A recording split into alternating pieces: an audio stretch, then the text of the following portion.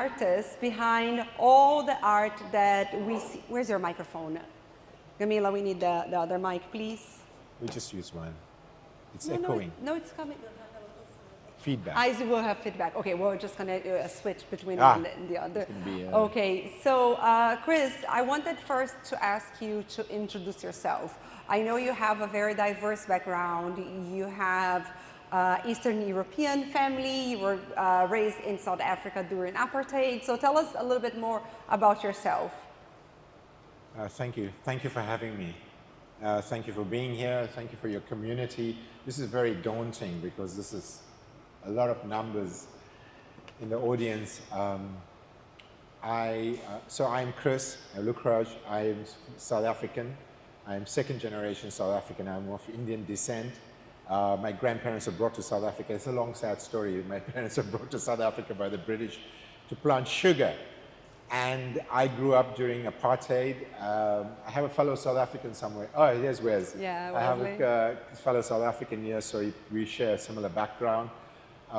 So I grew up during apartheid. I'm a part of diaspora that's a minority. So our opportunities were very different to the rest of the populace. But one of the great things about creativity and the arts is that it transcends all of that. My initial foray into a creative world was, making placards for protests. So the genesis of this and the way the DNA of the way this is displayed is still in the immediacy of a newspaper headline and the attention that it demands. And I was fortunate to go to graphic design school and learn a craft that took me to other places. So when a year ago, I wanted to have there's a genesis of this, which we will talk about. So in essence, that's who I am. And thank you so much for joining me in this conversation and dialogue that I really wanted to have. And I'm honored that I have such a great audience. Thank you, Kris. Thank you. So about the genesis of all of that. So we're looking around and we see pages and we see the words printed. What was that sparked for you? This idea of working, I think there are book pages and dictionaries. So tell us, what was the spark for this particular collection? Yeah, so a year ago, I was moving house and we needed to get rid of a part of the library, and amongst that was a pile of dictionaries. And within that pile was the dictionary that I went to school with. From 40 years ago that I've carried this around. It was one of my most treasured possessions. So when I had nothing else to read, that's what I read. And looked at the words, and I was sitting in multiple languages that between myself and my wife have been trying to learn over the years, whether it was, there's a lot of Czech German and Czech English and Czech French and English Spanish and multiple languages. And I was trying to understand, it's a little bit, in our culture, sinful to throw a written word into the trash or to trample upon it. And I was trying to understand, what does it represent to us in a digital world, because we have this dictionary in our pocket, in a digital device. And I come from a school of ready-made art, which utilizes the things around you to give new meaning to. And I deduced that, a dictionary is our evolved form of communication over hundreds of years. The English dictionary is actually a synthesized version of 15 different languages over hundreds of years. And in that time frame, thousands of languages have been lost. And this is the origin. I came to a conclusion that this was our original large language model. And in the age of AI, it seemed so apt that this was the thing that we were sequencing. And so as I dive deeper into it, I came up with other ideas, trying to extrapolate what does it mean from broad perspectives. So firstly, all of the ideas around on these walls are human concepts that we've now taken and put into an algorithm and a computational model that's crunching it and sequencing it faster than we can. And we haven't reached AGI yet, but that's a different discussion. But that was the genesis. So I wanted to have the messaging on the actual pages of the dictionaries so that in some way preserve them. And the second part was to expand these ideas to the rest of us and the audience. Great, Kris. You called your exhibition AI is a Vampire. And that is a very provoking Yes. statement, because it's not even a question, is AI a vampire? It's a statement.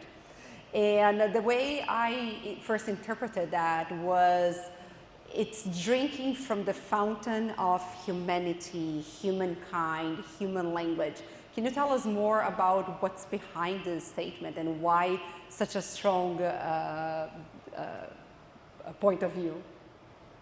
Oh, absolutely. What a great, that's a tough question.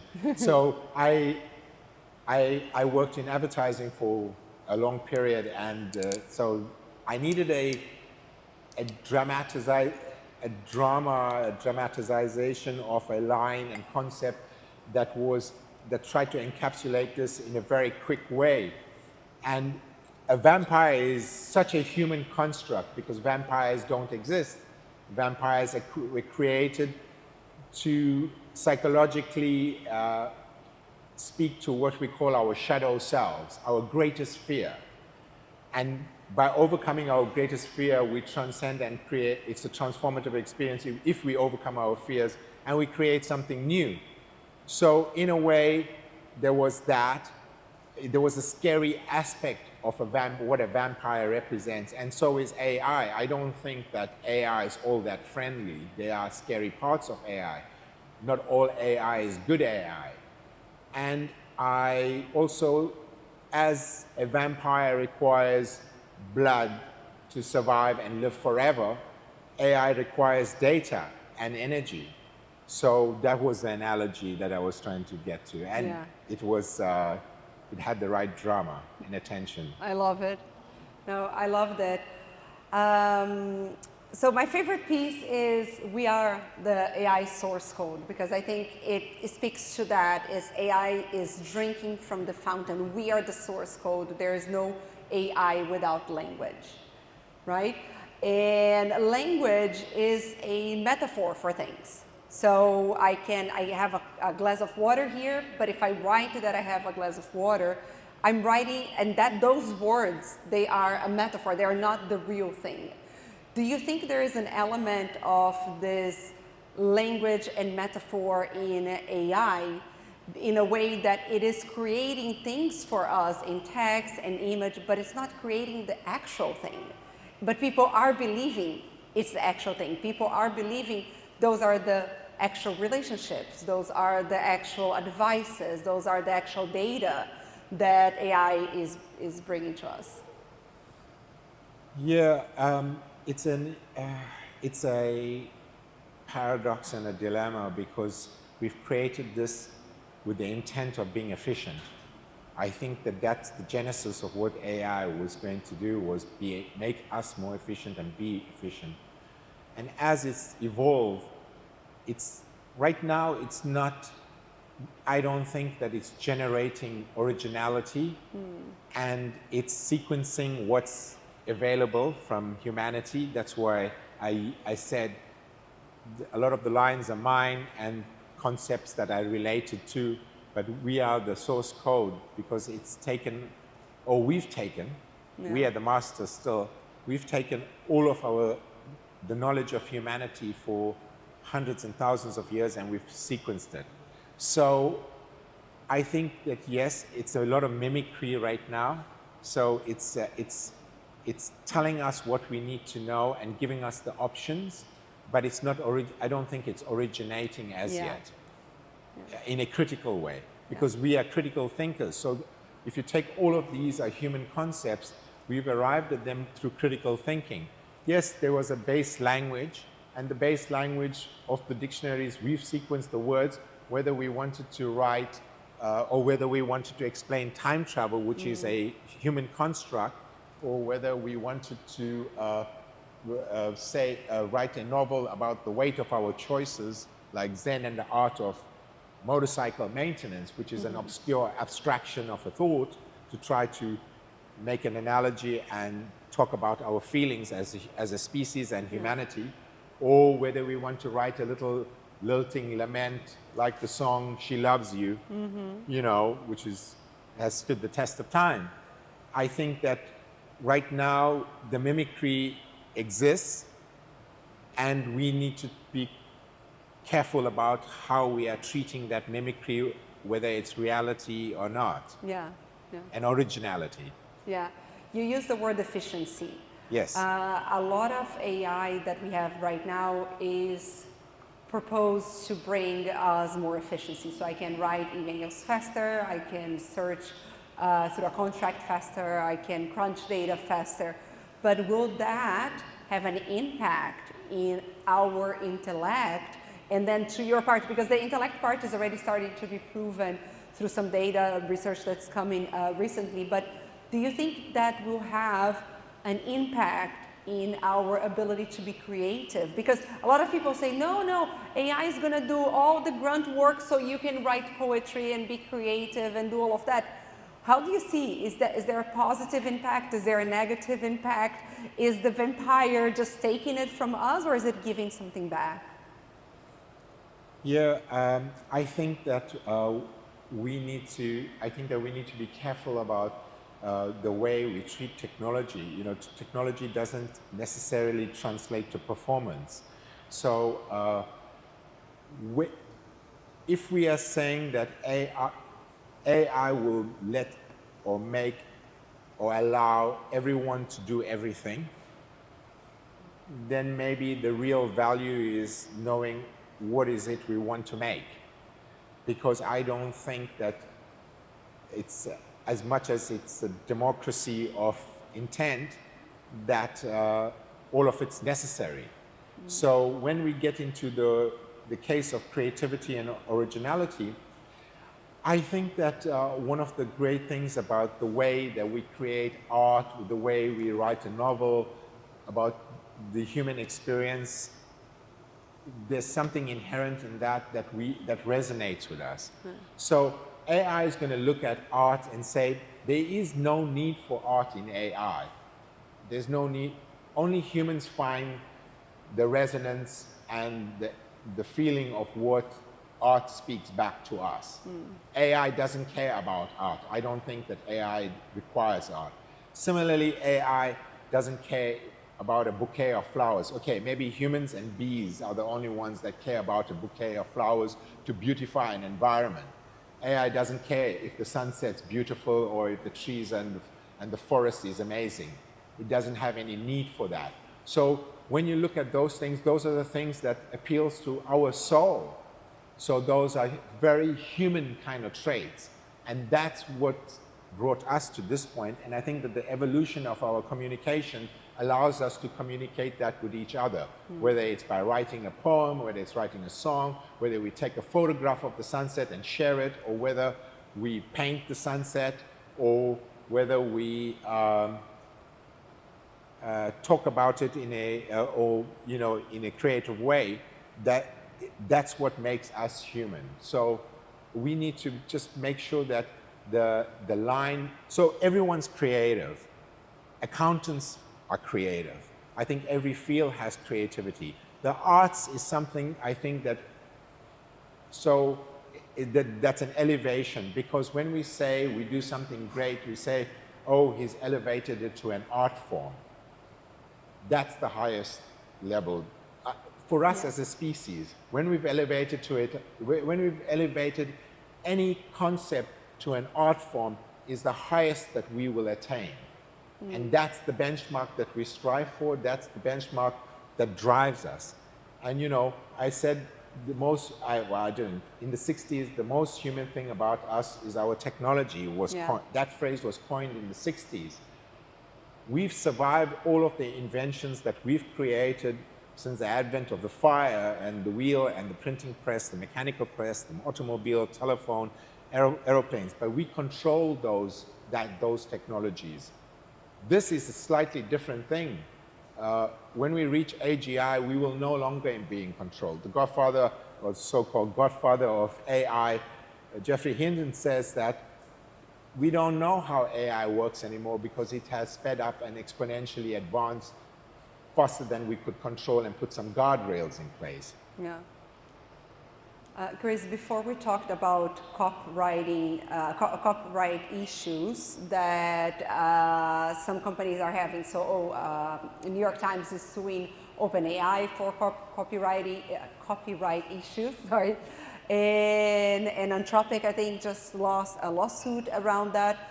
What do you think it's the agency of humans when we're collaborating with AI? Because there's a lot of that potential as well. I think.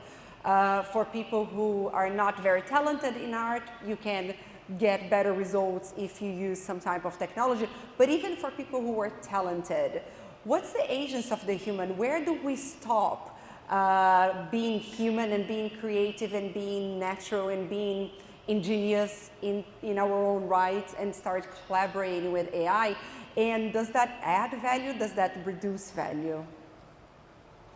Okay, so there's two parts to that. One is the copyright and the other is the meta stuff. The first part, the copyright, this is a drive-by shooting and the getaway cars hurtling down the road with the loot. They've taken the data, there's no going back to attribute credit to whoever's data has been taken. It's gone. I think we've got to have to live with that. There'll be reparations in the future if you can go and maybe ask AI whether it's taken your novel and plagiarized it and resequenced it into another form and published a movie script. I don't know. But it's a getaway car. It's gone. So we got to forget about the copyright. The copyright will exist if there's tangible and very definitive ways of proving that that's the case. Mm-hmm. So those lawsuits, yes, maybe they have evidence of that, and it's early. So the AI that we're using is the worst version of the AI we'll ever have. Yeah. So maybe it's asked it and it's quite politely probably admitted to the theft. So there's a lawsuit. But I think that the sequencing of books and art has already been done, and there's no going back to attribute credit, especially credit. Maybe there'll be reparations in future. Yeah.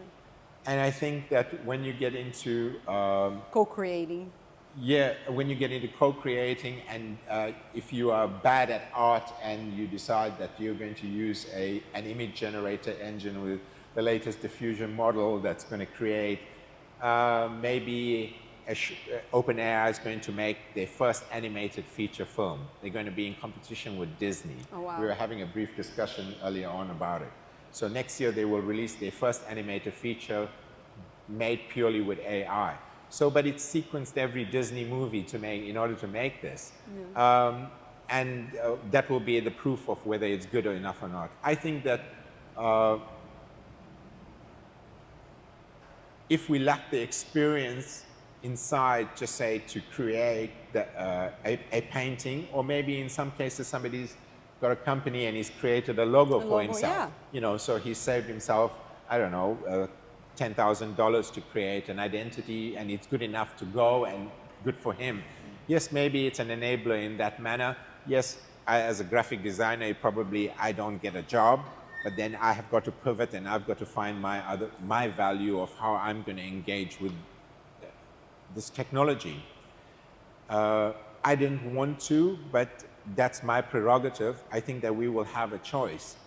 And I think that also the hierarchy of the way that there'll be the purists who say that it needs to be done by human, and there will be those that have adopted the technology and will run away with it and probably be enriched by it.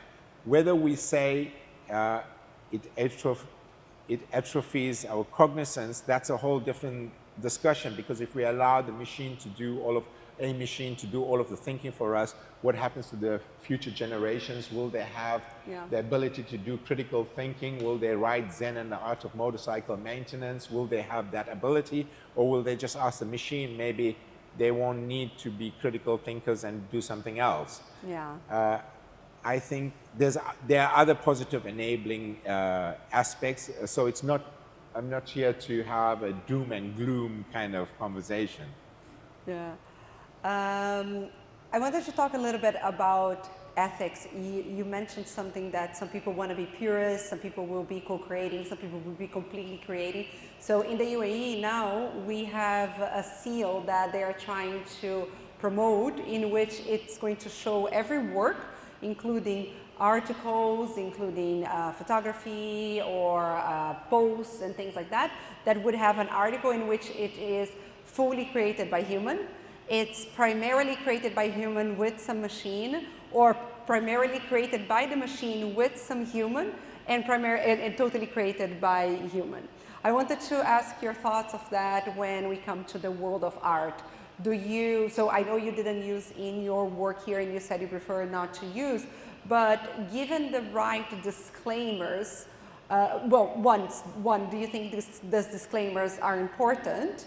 And given the right disclaimers, do you think it adds value or takes away value from the creative process? Yeah, we are a terrible species. So the moment the creativity and the arts created by AI is accepted as genuine by an audience, and there's an ability to monetize it, it's a runaway train. So that's what's going to happen. It's going to be the Lububu of the world.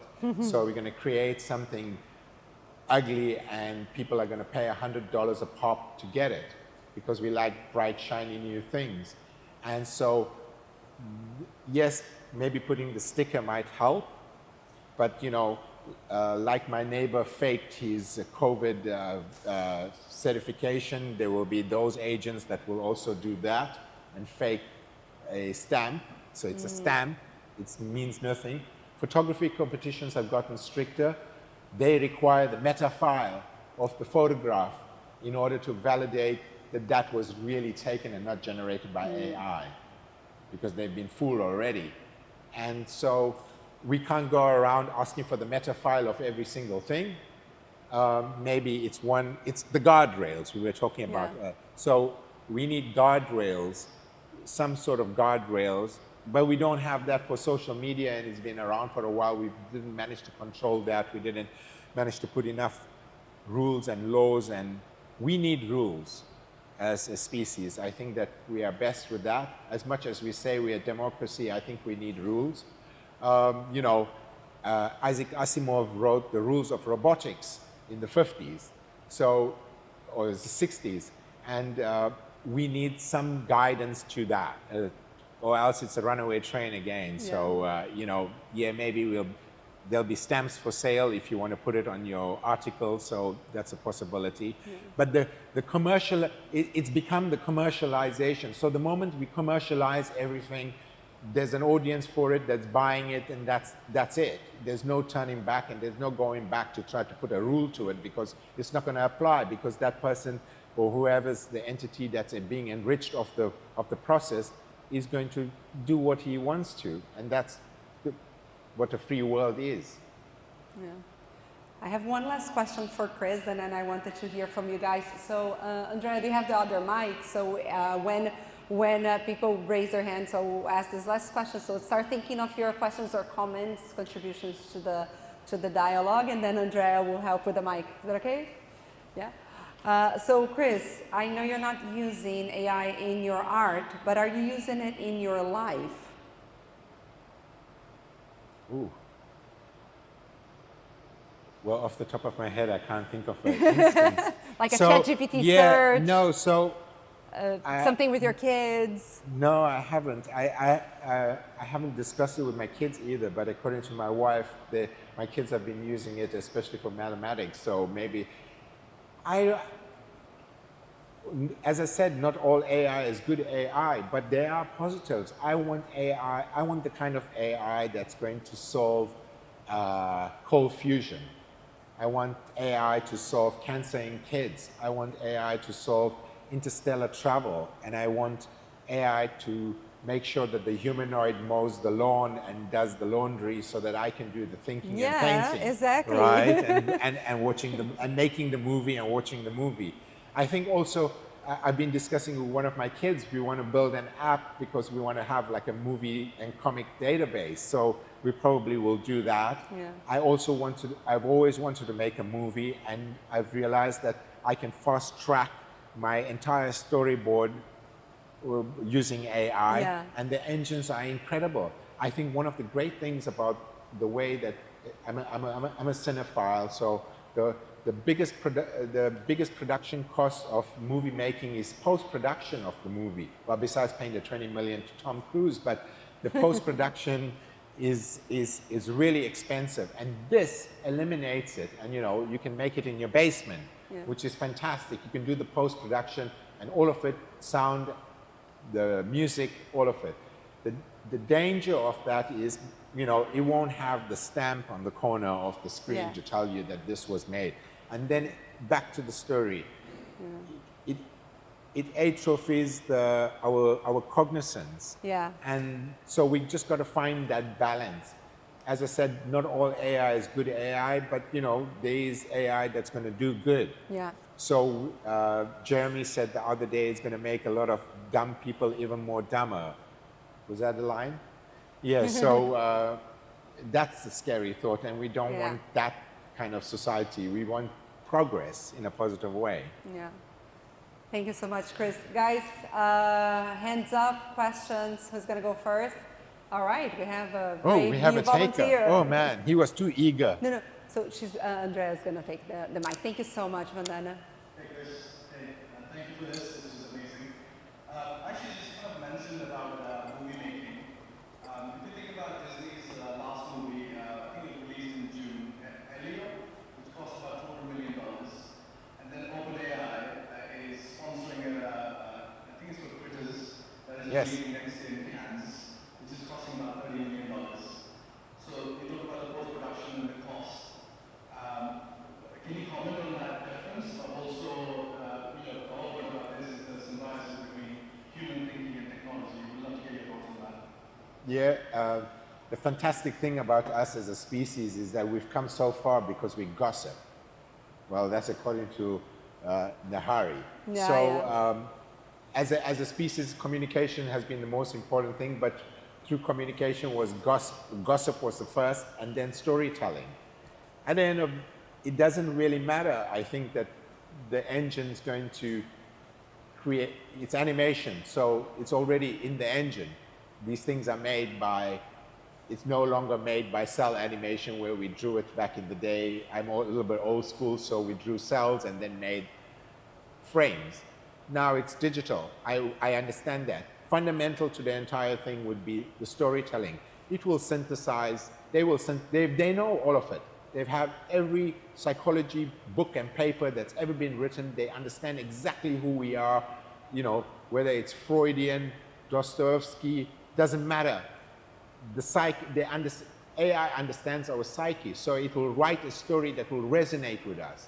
And that's the scary part of it, because it will no longer be it'll be pandering to our emotions, but it won't be our creation because it won't be our storytelling no more. It'll be a sequential version of our storytelling style. It's like me listening to a song in the style of Nick Cave.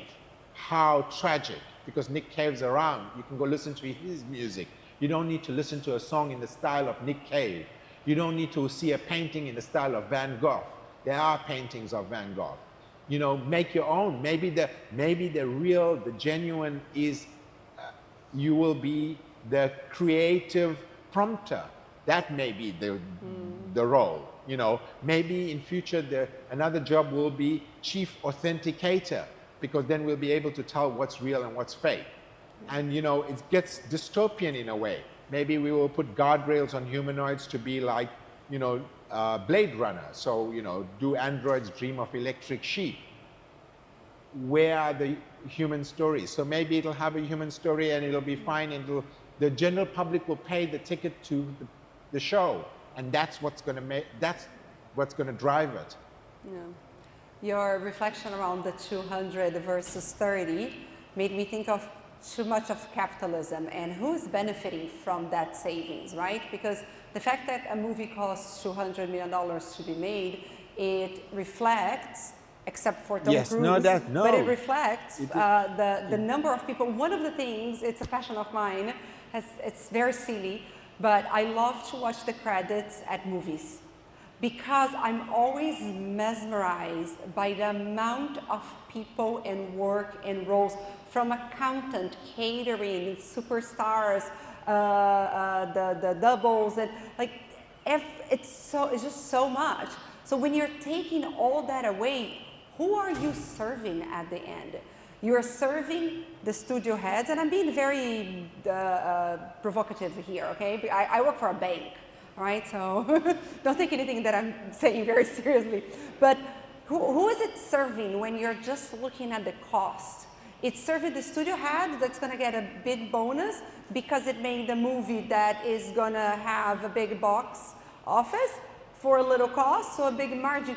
But at the end of the day, the whole creative enterprise was not there.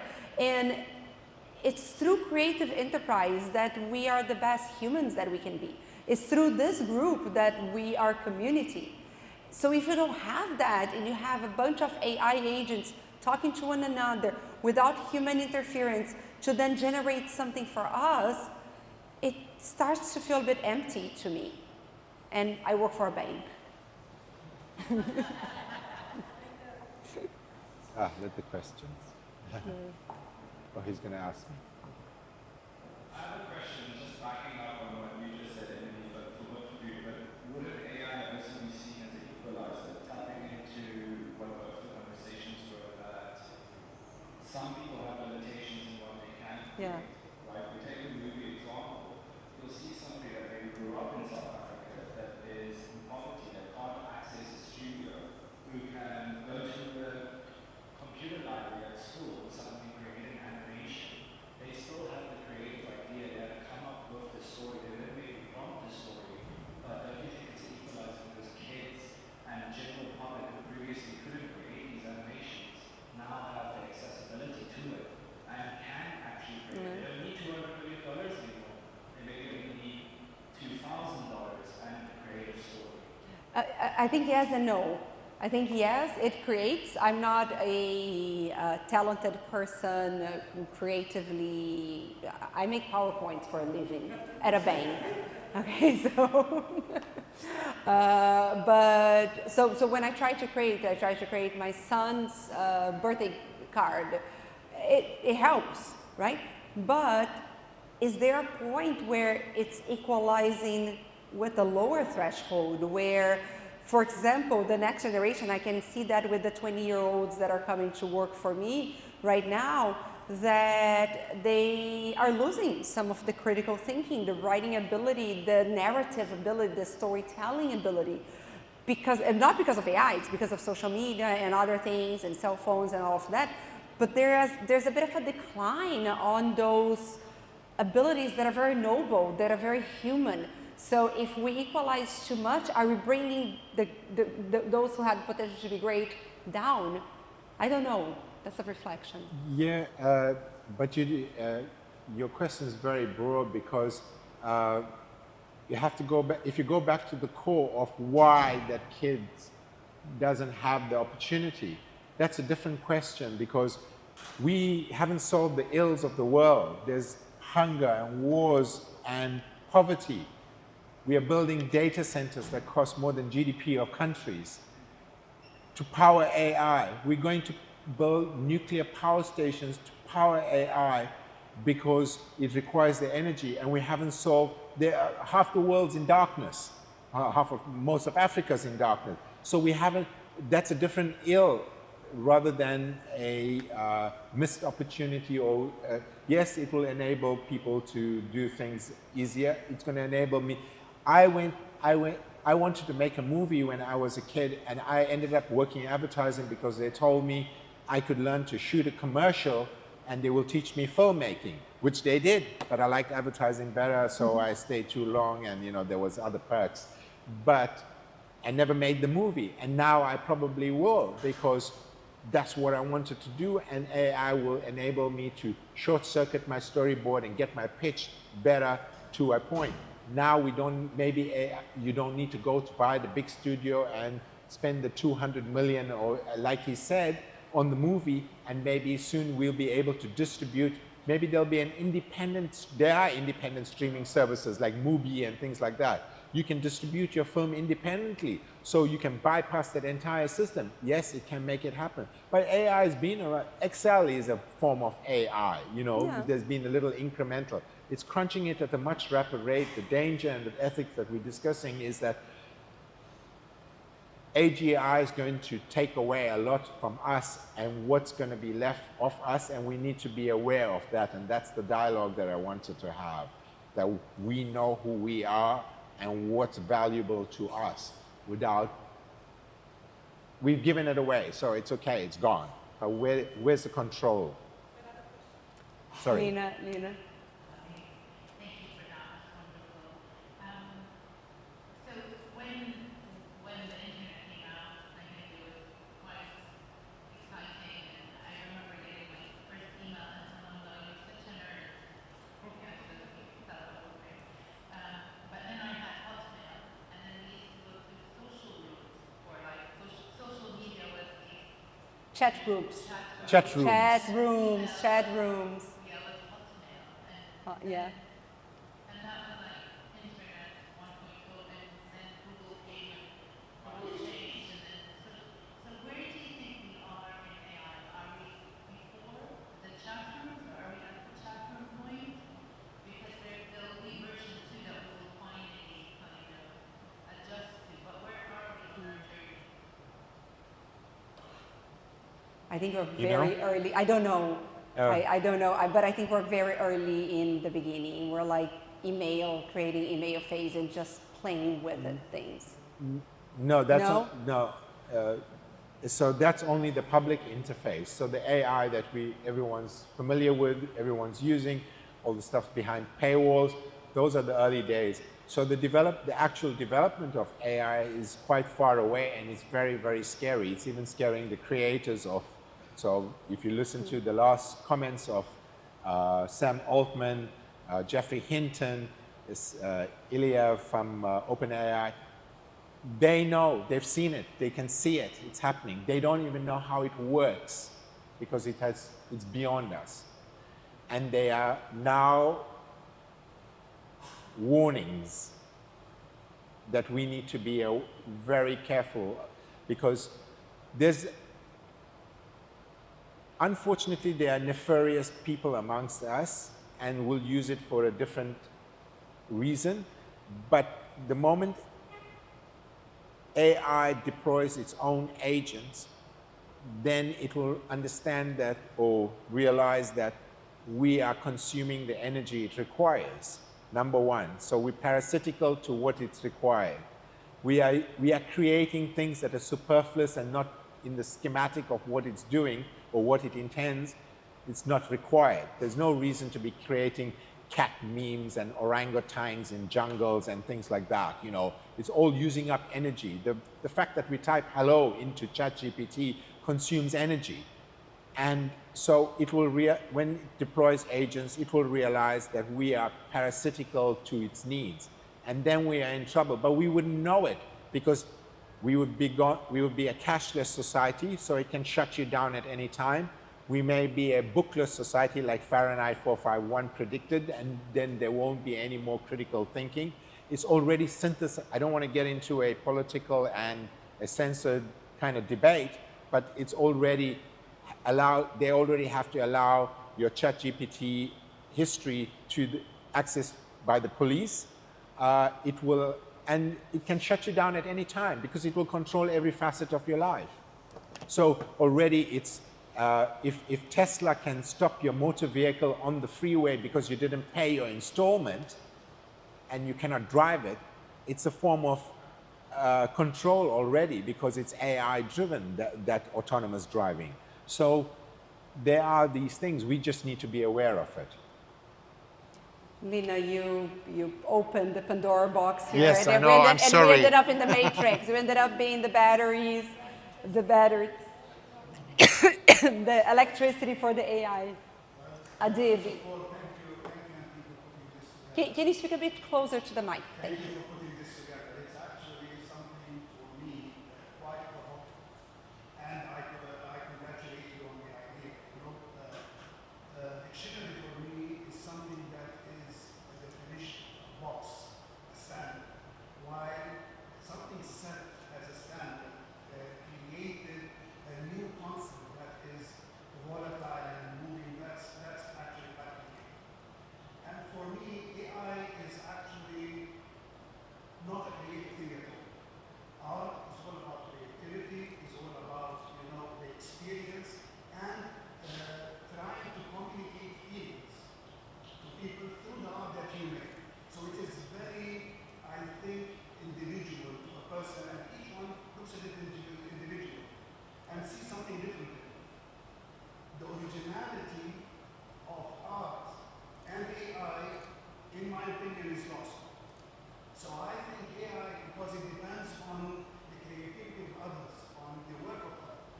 What do you think about AI and the future of originality and creativity? So,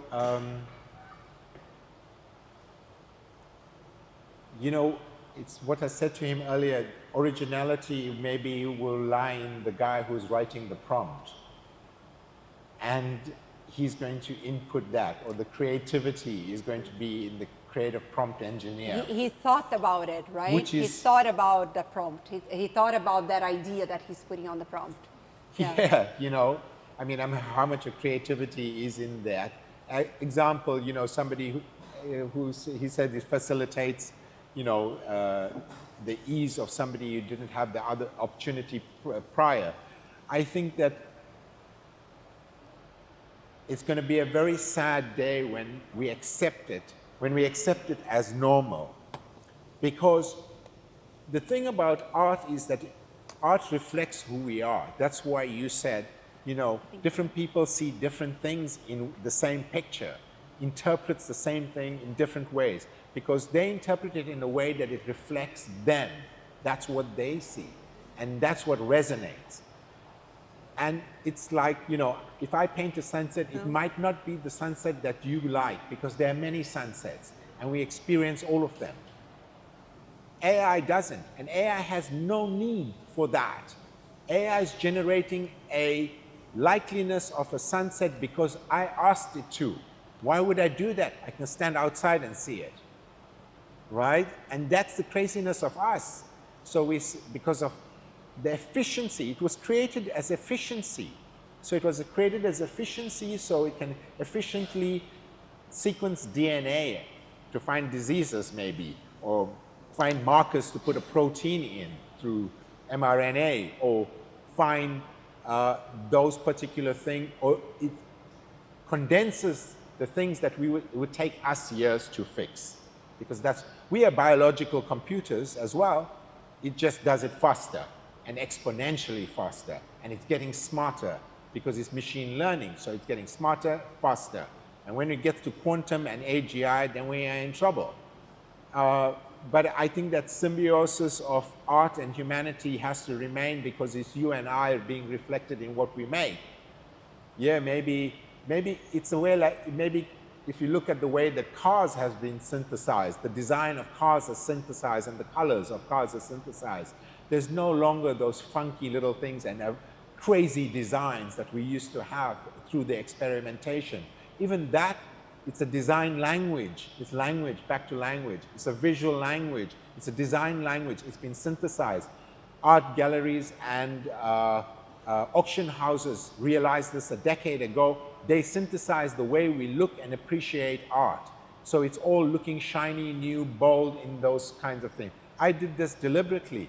I wanted this to have a sense of conscience, so that I took and used what was available and I made it as loud and bright as possible, so that it was trying to find your attention a little bit, because we read a newspaper headline One day, now we read the newspaper headline on a device, we don't see it on the side of the road like we used to, amongst the older generation. I apologize.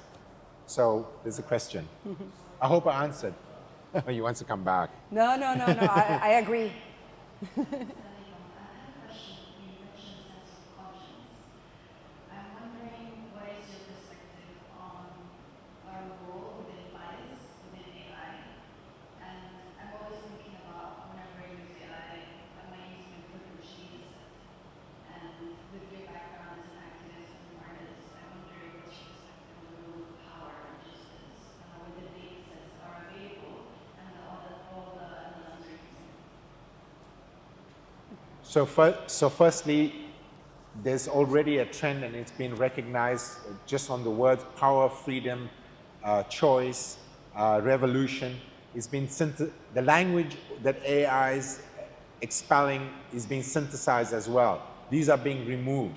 So that Fahrenheit 451 is starting to become true because it's being removed from the vocabulary, meaning it will be removed from our thinking. So there won't be protests in future, hopefully, or maybe not hopefully, depending what we're protesting. And then the idea of consciousness. The scary thing is, we predicted this. I'm a sci-fi fan, so there's a fantastic Johnny Depp movie, if you want to watch, where in the future, because of quantum, that we'll be able to transpose, I'm not so sure, it's a little bit far-fetched, transpose our consciousness into a machine. If we are, let's say, injured and we are dying, or we cannot speak or something like that, well, Stephen Hawking had a machine plugged to him and spoke for 30 odd years, if not more. So the idea of transposing our consciousness into a machine so that it lives longer, why would we do that? Yes, somebody said if we live the next 10 years and manage to harness AI, we'll be able to live forever. So that's really tough to live forever. Hi. You mentioned, Good evening. for the speech and for talking to the points. Thank you. You mentioned guardrails, ethics, warnings, dangers, a number of words throughout the evening. And you mentioned the beginning of the internet. I remember that also when the internet was going to be this whole world of knowledge exchange, culture, horizons, broadening, all these wonderful global things. And it ended up primarily driving political polarization and driving sales and commerce and marketing. So does AI bring us risks analogous to that? So that, for example, when I go and look at the ChatGPT and I want to buy anyone, a speaker, and I say, I have a room of so many meters by so many meters, which brand of speaker do you recommend? Will marketers be behind that to give me, as they do with social media, biased, fake, not truthful recommendations of products that I should buy, and I could read AI and go buy it, as you does? Will be sequestered by nefarious players, as you said, and drive political agendas, political polarization, messages, hatred, what have you. In other words, the more dystopian it becomes, what risks will societies run of this thing really running amok in an unprecedented scale that being social media and all the conflicts that are brought about as a challenge. Yeah, so the scary thing about social media is that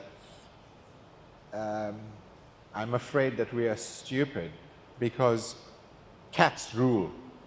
So after all of that democracy and connections and things like that, we decided that we're going to put pictures of cats and videos of cats. And that's the number one thing on the internet and social media is cats. Yeah. Number one. Yeah, is cats are amazing. And everything related to cats. And probably second is dogs. So what does that tell us about us? And where was all of that connection and things like that? Yes, there are some smart people that recognized the data, found our locations, and decided to pop up some ads and sell us some things along the way. And it's, digital marketing is a very real thing, and it works. And then there are others that managed, like Cambridge Analytica, that managed to collect the data and then target you and tell you exactly who to vote for. So that's a little bit, yeah, mild dystopian. I think that every CEO on the planet, especially all the Fortune 500 companies, already has allocated an AI budget. What he wants the AI for, he doesn't know. But he wants AI. He's got to have AI. He wants AI. And Larry Ellison just became the richest man in the world yesterday because he owns the data centers. And he's an OpenAI investor. So every CEO wants AI. And the primary thing, what you just said, was because he needs to be active. So if he's marketing his product or his company, he needs to be will there be an AI SEO kind of thing, so that when you type in that you want that brand or speaker, that up pops Kef, because Kef's the highest trending, or Kef did a great job at his SEO or AIEO optimization. Hey, that's a new word. AIEO. Can we register on AI Salon? AI Salon, AIEO. Yeah. Yeah. This No, is like EIEIO. We're back to Thank- being stupid. Sorry. So Roy, And we had a farm. yeah, so the elements that you described are human nature. So the technology that humans create, in my point of view, will reflect our human nature, right?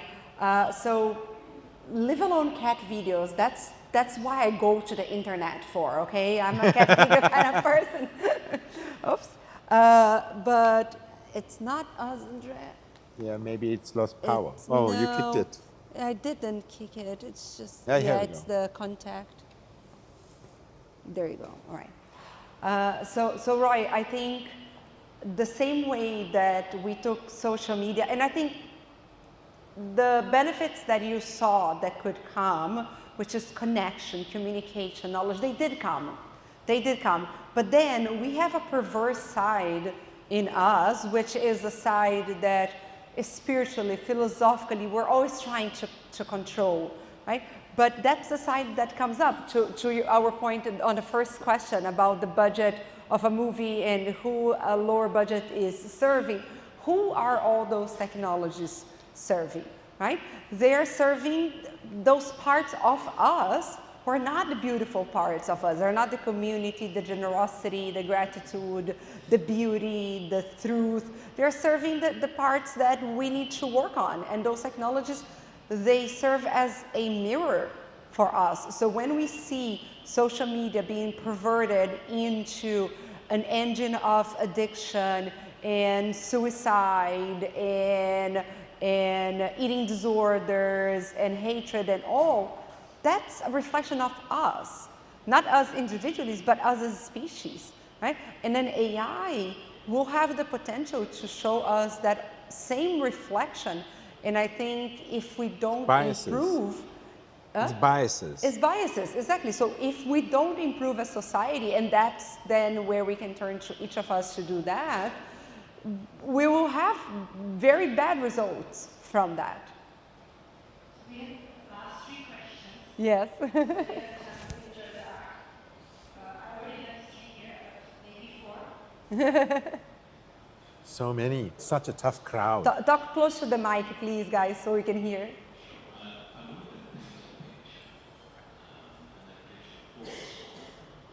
Rush, just a little bit louder, sorry. Yeah, it's okay. It's okay. I can hear you. You can hear? Okay, so that's my... Go. On authenticity.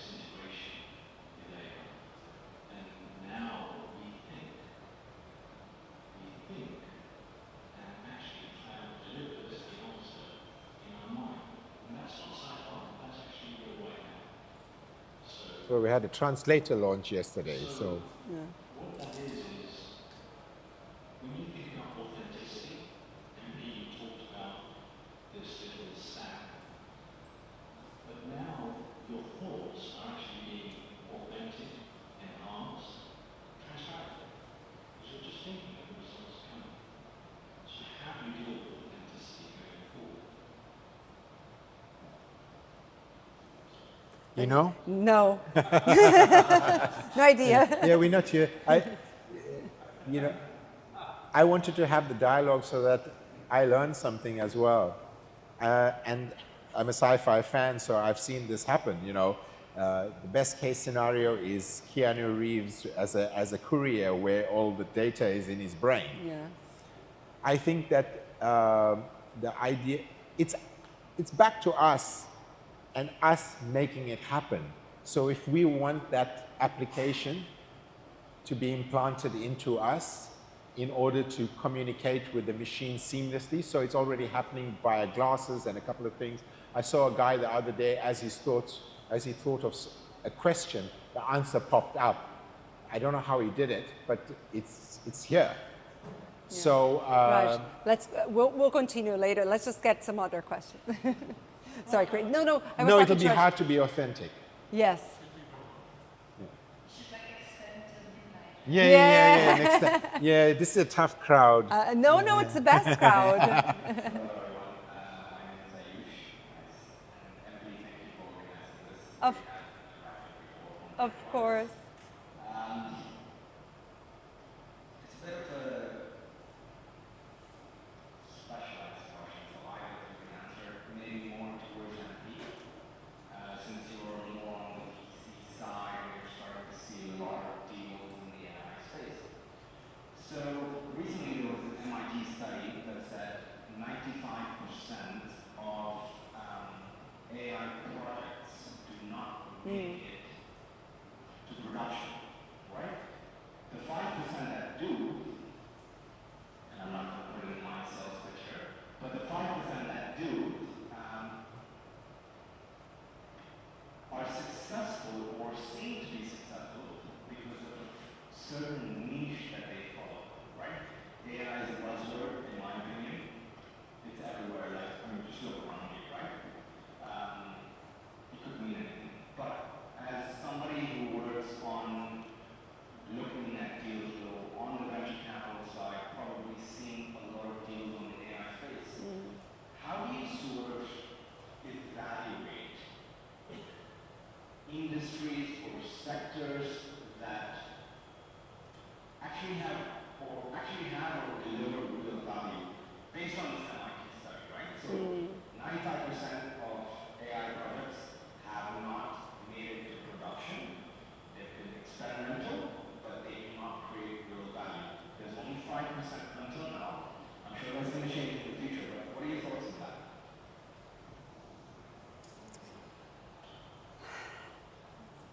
I think we're very much in the beginning of the revolution. So there is a hype in the beginning with everything. It's like January 1st and we all decide to go on a diet.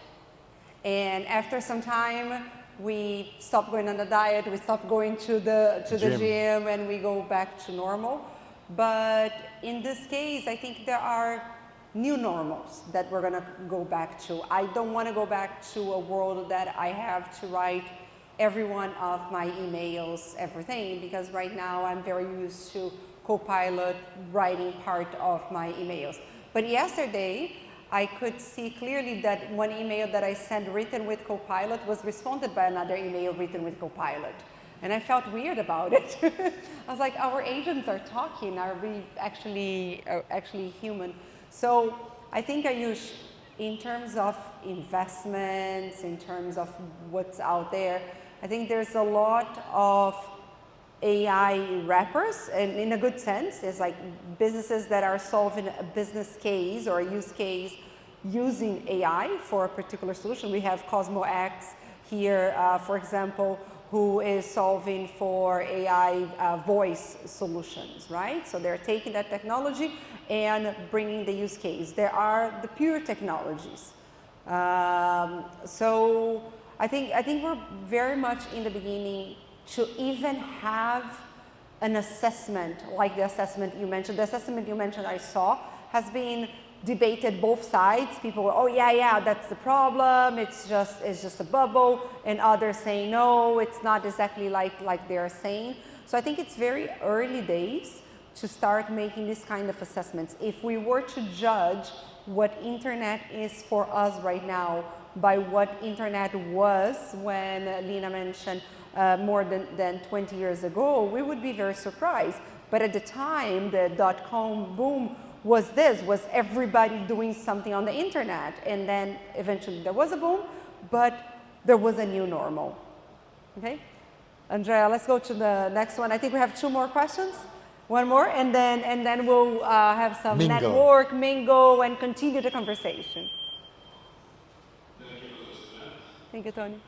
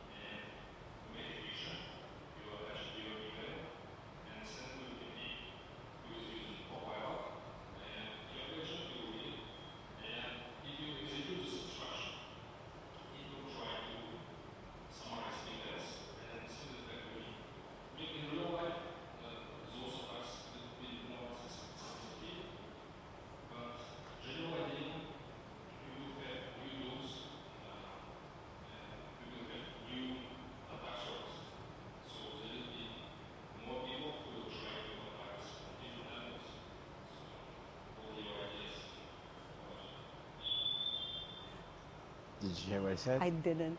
Oh, okay. So, as we said in the beginning, go. Yeah. So there are several things. It's our technology, so we created it. Our fundamental concern should be to control it, like all other technologies. The fact that you are using it right now in that manner that means that you're in control. The fact that she sent a co-pilot to a co-pilot, she's not. And that's where the difference lies. Yes, the answer may be correct, and it was created for efficiency.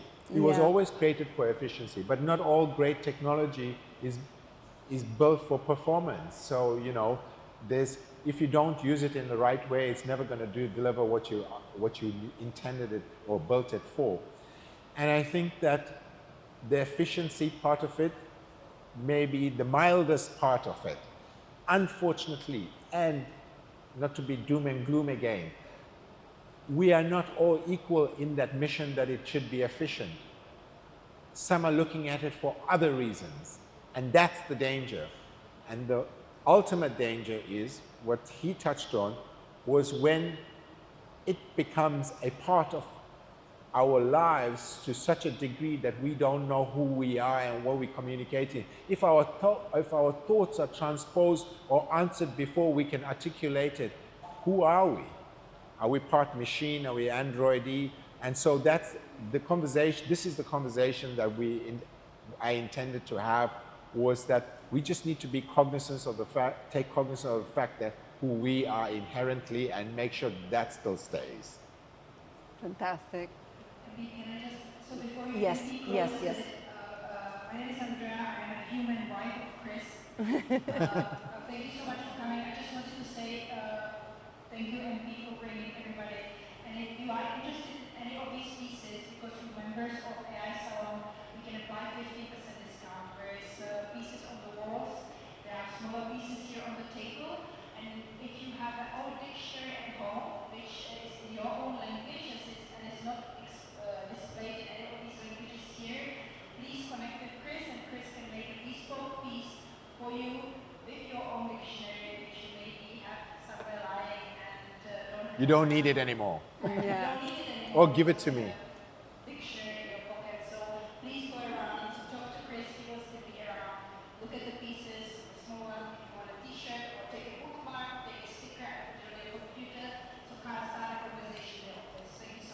Thank you. Thank you. Thank you so much. Thank you. Thank you, Kris. Thank you thank so you to much your for everyone. community. I love the questions and the participation. Let's mingle a bit and thank you You're and free. see you next time.